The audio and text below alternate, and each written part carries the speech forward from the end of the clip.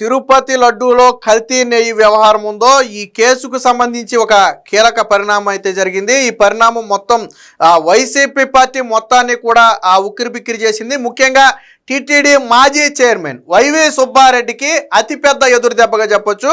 ఎందుకంటే వైవి సుబ్బారెడ్డి వ్యక్తిగత సహాయకుడు అంటే పిఏని చిన్న అప్పన్నను అయితే పోలీసులు అదుపులోకి తీసుకోవడం, కోర్టులో హాజరుపరచడం కూడా జరిగింది.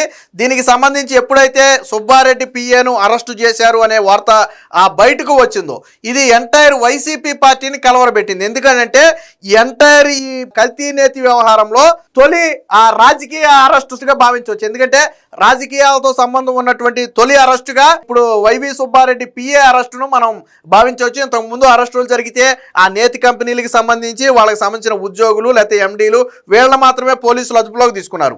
బట్ రాజకీయ కోణంలో తొలి అరెస్టు ఇప్పుడు YV Subbareddy PA arrest. YV Subbareddy పిఏని అదుపులోకి తీసుకున్న తర్వాత వైవి సుబ్బారెడ్డికి కూడా నోటీసులు ఇచ్చి విచారించే అవకాశం ఉంది.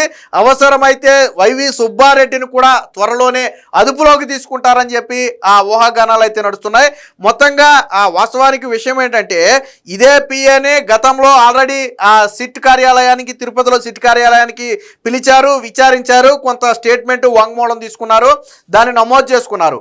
ఎప్పుడైతే గతంలో వైవి సుబ్బారెడ్డి పిఏని పిలిచారు అన్న వార్త వచ్చిందో అప్పుడే వైసీపీ శిబిరం ఉలిక్కి పడింది. దీంతో సుబ్బారెడ్డి ఏం చేశాడు, దీన్ని ఎలాగైనా అడ్డుకోవాలన్న ఉద్దేశంతో ఏం చేశాడంటే నాడు తిరుపతి అదనపు ఎస్పీగా ఉన్నటువంటి వ్యక్తి ఇప్పుడు ఈ సిట్లో కీలక అధికారిగా వ్యవహరిస్తున్నాడు. సో అదనపు ఎస్పీకి ఈ సిట్లో కొనసాగే అర్హత లేదు, ఆ వ్యక్తిని తప్పించండి అని హైకోర్టులో అయితే హైకోర్టు అప్పుడు స్టే విధించింది.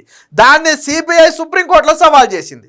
సుప్రీంకోర్టులో సవాల్ చేస్తే దాదాపుగా 3 నెలల తర్వాత మొన్న మధ్యనే ఒక నెల రోజుల క్రితం, సుమారుగా నెల రోజుల క్రితం సుప్రీంకోర్టు ఏం చెప్పిందంటే సిబిఐ డైరెక్టర్ అనుమతితో ఆ వ్యక్తి సిబిఐ అధికారిగా ఈ విచారణలో పాల్గొనడంలో ఎటువంటి ఇబ్బంది లేదు, సిబిఐ డైరెక్టర్ పర్యవేక్షణలో సాగుతున్న కేసు కాబట్టి ఈ అదనపు ఎస్పీ ఈ విచారణ అధికారిగా కొనసాగొచ్చని చెప్పి హైకోర్టు ఇచ్చినటువంటి స్టేని ఎత్తేసి తిరిగి ఈ కేసు మొత్తాన్ని ముందుకు నడపడానికి అవకాశం ఇచ్చింది.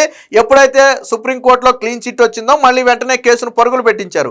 ఈ కోణంలోనే చిన్న అప్పన్న వైవి సుబ్బారెడ్డికి పిఏగా ఉన్నటువంటి వ్యక్తి వాస్తవానికి వ్యాపారాలకు సంబంధించి కావచ్చు, ఇతర ఆర్థిక లావాదేవీలన్నీ కూడా ఈ చిన్న అప్పన్నే చూస్తాడు. ముఖ్యంగా హైదరాబాద్ కేంద్రంగా మొత్తం కూడా నడుపుతాడనేది ప్రధానంగా ఉన్నటువంటి వాదన. సో మళ్ళీ మొన్న కూడా విచారణ కోసం అని పిలిచి కొంతసేపు విచారించిన తర్వాత చిన్న అప్పన్నను అరెస్టు చేస్తున్నట్టయితే ప్రకటించడం జరిగింది. దీంతో ఒక్కసారిగా అటు సుబ్బారెడ్డి కావచ్చు లేదా వైసీపీ కావచ్చు ఉలిక్కిపాటుకు గురైనటువంటి పరిస్థితి. ఎందుకంటే తొలి రాజకీయ అరెస్టు ఇక్కడతో ఆగదు, ఇది ప్రారంభం. దీని తర్వాత ఇది ఎవరికి బలంగా మెడకు చుట్టుకోబోతుంది అంటే సుబ్బారెడ్డి మెడకు బలంగా చుట్టుకోవచ్చు.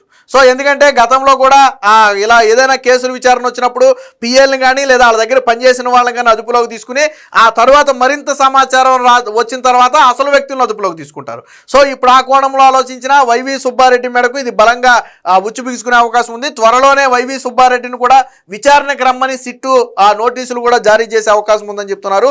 సో దీనికి సంబంధించిన వార్త అయితే ఒకటి వచ్చింది, ఒకసారి చూద్దాం. కల్తీ నెయ్యి కేసులో YV PA arrest, Nellore ACB కోర్టుకు తరలించిన సిట్టు వైవికి కూడా నోటీసులు ఇచ్చి విచారించే అవకాశం ఉందని చెప్పి రావడం జరిగింది. టీటీడీకి కల్తీ నెయ్యి సరఫరా కేసులో కీలక పరిణామం చోటు చేసుకుంది. బుధవారం టీటీడీ మాజీ చైర్మన్ వైవి సుబ్బారెడ్డి వ్యక్తిగత సహాయకుడైనటువంటి కడూరు చిన్న అప్పన్న పోలీసులు అయితే సిట్ అయితే అరెస్ట్ చేసింది. రుయా ఆసుపత్రిలో వైద్య పరీక్షల అనంతరం నెల్లూరు ఏసీబీ కోర్టుకు అయితే తరలించింది. ఇప్పటి వరకు ఈ కేసులో అరెస్ట్ అయిన వారిలో రాజకీయ తొలి అరెస్ట్గా దీన్ని భావించాల్సి ఉంటుంది. దీని కంటిన్యూషన్ కూడా ఉంది, ఒకసారి చూద్దాం. రాజకీయ నేపథ్యం ఉన్న తొలి నిందితుడు ఇతనే.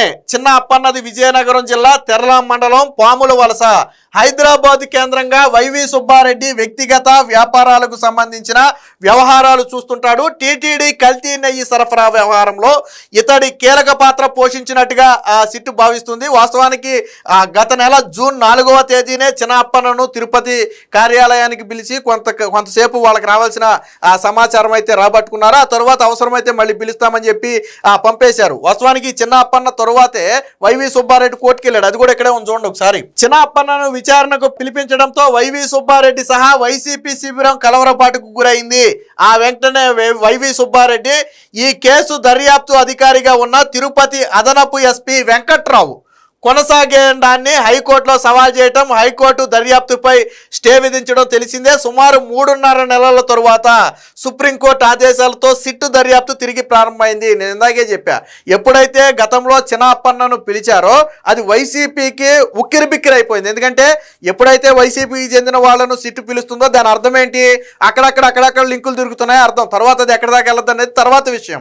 ఎప్పుడైతే అలా పిలిచారో వెంటనే సుబ్బారెడ్డి ఏం చేశాడంటే దీన్ని ఎలాగైనా అడ్డుకోవాలని చెప్పి ఆ తిరుపతి అదనపు ఎస్పీ అయినటువంటి వెంకట్రావు అసలు ఈ సిట్లో కొనసాగడానికి అనర్హుడు, ఆ వ్యక్తికి దీనికి సంబంధం లేదు కాబట్టి వెంకట్రావుని ఈ కేసు నుంచి దూరంగా ఉంచండి అని చెప్పి హైకోర్టుకు వెళ్తే ఎంటైర్ కేసు మీద హైకోర్టు స్టే విధించడం జరిగింది.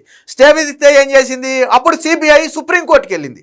ఎందుకని, సిబిఐఏ వెంకట్రావు అనే వ్యక్తిని ఆ విచారణ అధికారిగా నియమించుకుంది. సో అది సిబిఐ డైరెక్టర్ ఆధ్వర్యంలో జరిగినటువంటి ఆ నియామకం. వాళ్ళు ఎవరికి కాలితే వాళ్ళని, వాళ్ళకి నచ్చిన వాళ్ళని, కేసు విచారణ బాగా చేస్తారనుకున్న వాళ్ళని, స్థానికంగా అవకాశం ఉన్న వాళ్ళని నియమించుకుంటారు. అది సిబిఐ డైరెక్టర్ ఇష్టం. సో వెంటనే సిబిఐ ఏం చేసిందంటే సుప్రీంకోర్టుకి వెళ్ళింది.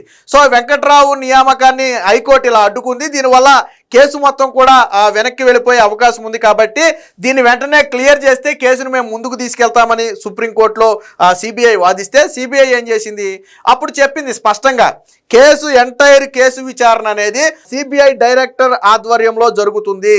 స్వయంగా ఆయనే అన్నిట్లో పాల్గొనలేడు కాబట్టి ఆయన అనుమతితో ఆయన ఆధ్వర్యంలో ఎవరినైనా అధికారిగా నియమించుకోవచ్చు, అందులో తప్పు లేదు. విచారణ ఆయన కేవలం విచారణ అధికారిగా మాత్రమే ఉంటాడు.